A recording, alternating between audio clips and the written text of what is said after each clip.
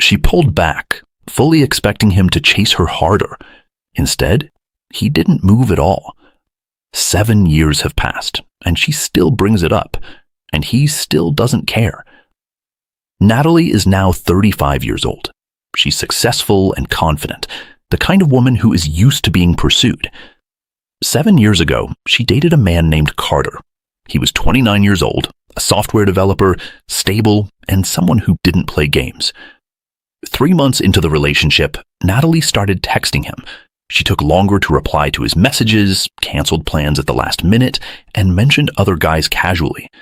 She was waiting for Carter to fight for her, to prove he wanted her, to chase. Carter didn't chase. He just stopped showing up.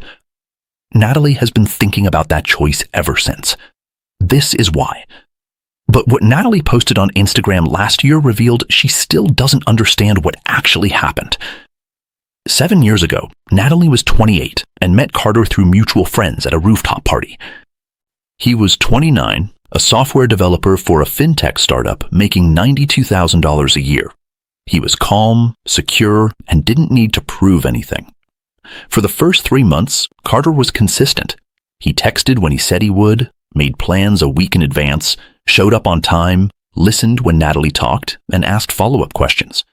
There were no games, no hot and cold behavior, just a steady, reliable presence. Natalie told her friends, "He's great, really great." But her friend Ashley asked, "But what?" Natalie replied, "I don't know, maybe too available? Like, shouldn't he be a little harder to pin down?"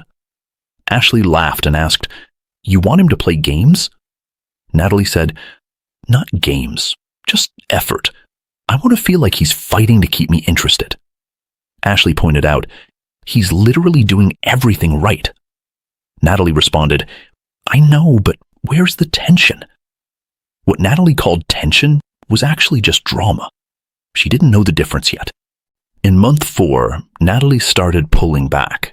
It was small things at first. Carter texted Thursday morning, "Want to grab dinner Saturday? That Thai place he mentioned?" Natalie waited 6 hours to respond. "Let me check my schedule and get back to you." She didn't check any schedule. She just wanted to see if he'd follow up. Carter didn't double text. He just waited.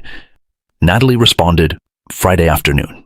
Actually, I think I'm going to have a girls' night. Rain check." Carter replied, "No problem. Have fun." Natalie stared at her phone. There was no pushback. No, come on, I really want to see you. There was no attempt to change her mind. Just no problem. Have fun. She expected disappointment, maybe a little pleading, something that showed he cared. What she got was respect for her decision, and it bothered her more than she wanted to admit. But what Natalie did next became the pattern that eventually cost her everything. Over the next 2 months, Natalie escalated. Week 1, she canceled plans the day of, saying, "Not feeling great. Think I'm just going to stay in." Carter said, "Feel better. Let me know if you need anything."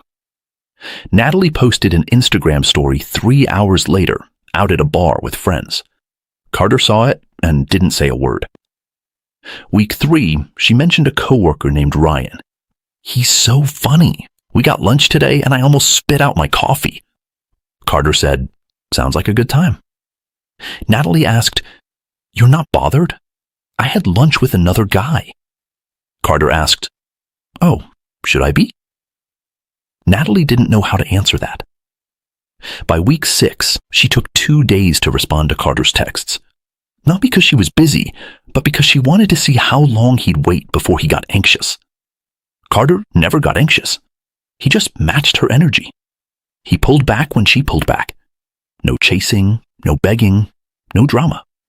What Carter was doing during those 2 months revealed exactly why he didn't chase and why Natalie couldn't stop thinking about him years later. Carter wasn't confused. He saw the pattern immediately. The canceled plans, delayed responses, and mentions of other guys were the classic make him jealous playbook. He had dated women like this before. In his early 20s, he would have panicked, tried harder, sent long paragraphs, and asked what was wrong. But at 29, Carter understood something most men learn too late. If someone wants you to chase them, they don't actually want you. They want the validation of being chased. So Carter made a decision. He wouldn't compete for someone who was testing him. He just let her go. Not out of anger or spite, but out of self-respect. In month 6, Carter stopped initiating, stopped making plans, and stopped trying to maintain something that Natalie clearly didn't value. He didn't announce it or send a breakup text. He just quietly stepped back and waited to see if Natalie noticed. She noticed, but by the time she did, it was already too late. By week 7, Natalie realized Carter hadn't texted in 5 days. She waited, thinking surely he'd reach out soon. Day 6, nothing. Day 7, nothing. On day 8, Natalie broke and texted first. "Hey stranger, you've been quiet." Carter responded 3 hours later. "Been busy. Hope you're doing well." He was polite and distant. Not cold, but not warm either. Natalie asked, "Want to get together this week?" Carter said, "I've got a lot going on. Maybe another time." There was no counteroffer. "No, I'll let you know when I'm free. Just maybe another time." Natalie felt something she wasn't used to feeling in dating. Panic. She texted Ashley, "I think Carter's losing interest." Ashley reminded her, "Didn't you cancel on him like 4 times?" Natalie argued, "Yeah, but he should be fighting to see me, not just giving up." Ashley asked, "Why would he fight for someone who's clearly not interested?" Natalie said, "I am interested. I was just testing him." Ashley went quiet. What Ashley said next became the first crack in Natalie's understanding, but not enough to change what happened. Men who stopped chasing when she started testing? What happened? Women who tested and he walked away. Do you regret it? Subscribe, because what Natalie did when Carter finally ended it proves ego costs more than love. In month 7, Natalie tried one more time and texted Carter, "I miss you. I know I've been distant. Can we talk?" Carter called her 20 minutes later. Natalie answered and he said, "I think you're great, but I'm not interested in playing games. The last 2 months felt like you were testing me to see if I chase. I don't chase. I show up for people who show up for me, and you stopped showing up." Natalie claimed, "I wasn't testing you. I just needed to know you cared." Carter replied, "If you need to make me jealous or pull away to feel cared about, we're not compatible. I'm looking for someone who wants to build something, not run experiments."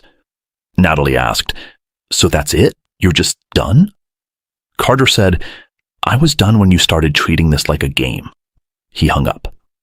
What Natalie posted 3 months later revealed she still thought Carter was the one who made the mistake. Over the next year, Natalie dated 3 other men. Jason, a 31-year-old architect, was one of them. Natalie pulled back after 2 months, and Jason chased hard. He texted paragraphs, asked what was wrong, and tried to fix things he didn't break. Natalie felt validated. She thought, "See, this is what a man does when he cares. See, this is what a man does when he proves it by playing games." Natalie deleted a comment suggesting otherwise. But later that night, alone in her apartment, she thought about Carter, the one who didn't chase, the one who just stopped showing up. And for the first time, she wondered if Ashley had been right all along. Wondering isn't the same as learning.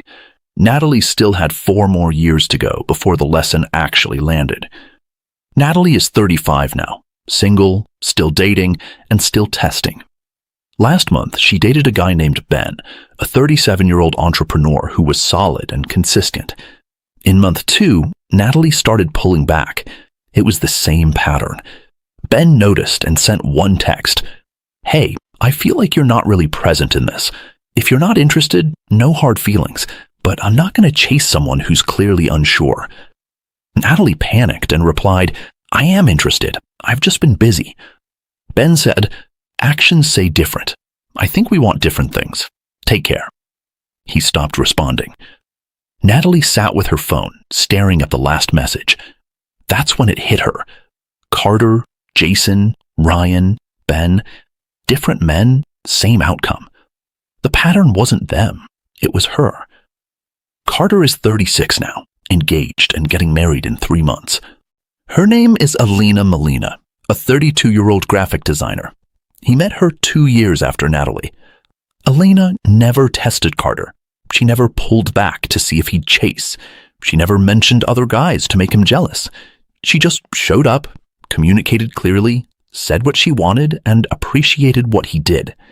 When Elena had a bad day, she told him. When she needed space, she said so directly. When she was excited to see him, she didn't hide it. Carter proposed after 18 months. He doesn't think about Natalie, and hasn't in years. But last month, Natalie sent him a DM. "Hey, been thinking about us lately. Do you ever wonder what would have happened if we'd worked this out?" Carter saw it, didn't respond, and showed it to Elena. Elena asked, "You gonna respond?" Carter said, "No, that chapter's closed." Natalie is 35, still single, still testing men to see if they'll chase, and still confusing effort with desperation. Carter is 36, engaged to someone who never made him prove his interest, someone who showed up from day one. The difference isn't that Carter didn't care about Natalie, it's that he cared about himself more than he cared about winning a game. Natalie wanted to be chased. Elenina wanted to be chosen. Chasing is about ego. Choosing is about partnership. For the women watching, if you need someone to fight for you before you believe they want you, you're not testing love. You're testing patience. For the men watching, when someone starts testing you, the test isn't whether you will chase, it's whether you will respect yourself enough not to. Natalie learned this at 35. Carter knew it at 29. That 6-year difference is the difference between ego and self-respect. Men who stopped chasing when she started testing, where are you now? Women who played games and realized too late what changed. Natalie still remembers the man who didn't chase. Carter doesn't remember her at all. If this story changed the way you look at the games people play in relationships, please subscribe and like the channel. We are uncovering the truths about human connection that many try to ignore. Start building a future based on respect. Our next deep dive into the treasury of human behavior will open soon. Thanks for watching, and we will see you in the next video. Till then, comment your thoughts below. I'd love to read all of your comments.